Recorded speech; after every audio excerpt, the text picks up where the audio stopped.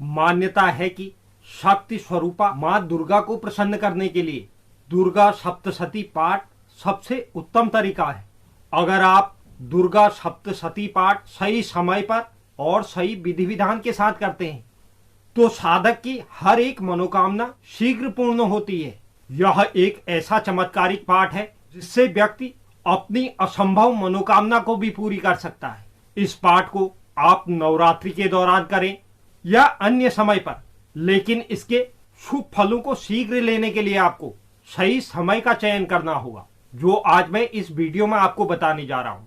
यह एक महत्वपूर्ण जानकारी हर किसी व्यक्ति के लिए खास होगी, जिससे वह अपनी सभी मनोकामनाओं की पूर्ति कर सकता है।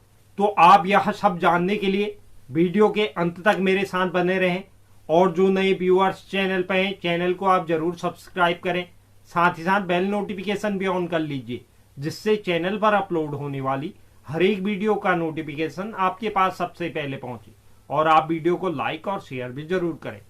तो चलिए शुरुआत करते हैं और जानते हैं दुर्गा सप्तशती पाठ करने का सही समय क्या है।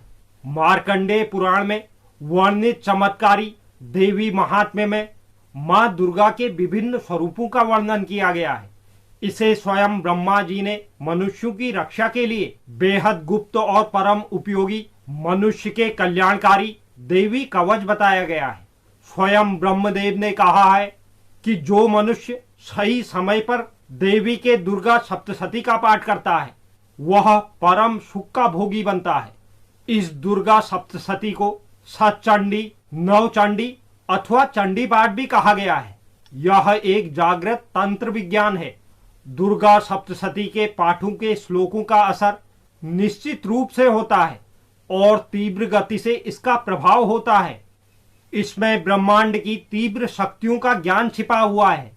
अगर मनुष्य सही तरीके से और सही विधि विधान व सही समय पर इसे पढ़ता है तो मनुष्य के जीवन से समस्त परेशानियां दूर हो जाती हैं, या आप यह भी कह सकते हैं कि समस्याएं उसके घर का रास्ता भूल जाती हैं। इस पाठ को करने के लिए सबसे उत्तम समय नवरात्रि का समय है, लेकिन अगर आप इसे अन्य दिनों से शुरू करना चाहें तो आप इसे किसी भी शुक्ल पक्ष के शुक्रवार से शुरू कर सकते हैं।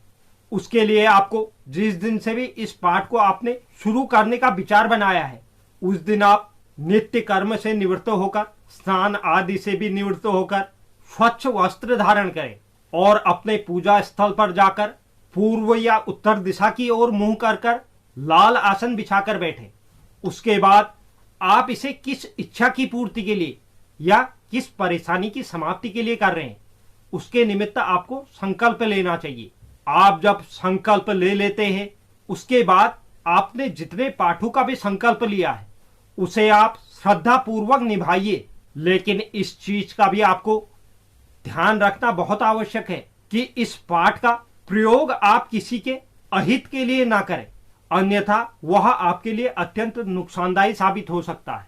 यह पाठ जनहित और लोकहित के लिए किया जाना चाहिए।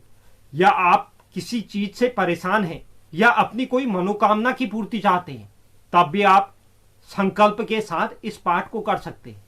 अब सबसे अहम बात है कि इस पाठ को हमें किस समय अवधि में करना चाहिए जिससे हमें इसके शुभ फल बहुत जल्दी और बहुत अधिक प्राप्त हो।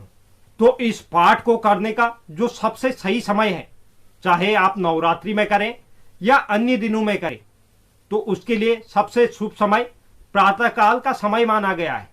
अगर हो सके तो ब्रह्म मुहूर्त सबसे उत्तम समय इस पाठ के लिए है, लेकिन अगर आप ब्रह्म मुहूर्त में इस पाठ को न कर पाए तो प्रातःकाल के समय में भी इस पाठ को किया जा सकता है।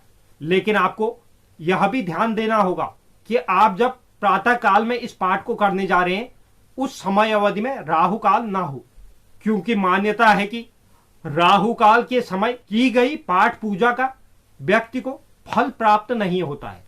तो आपको इस बात को भी मुख्य रूप से ध्यान रखना है कि उस समय अवधि में राहु काल ना हो। अगर आप संकल्प के साथ शुद्ध मन और श्रद्धा पूर्वक प्रातः काल के समय इस पाठ को करते हैं तो निश्चित ही आपके जीवन में सुख समृद्धि, उन्नति, धन धान्य का आगमन होता है और जीवन की समस्त परेशानियां नष्ट हो जाती हैं। तो यह दुर्गा सप्तशती पाठ के संबंध में बहुत महत्वपूर्ण जानकारी थी।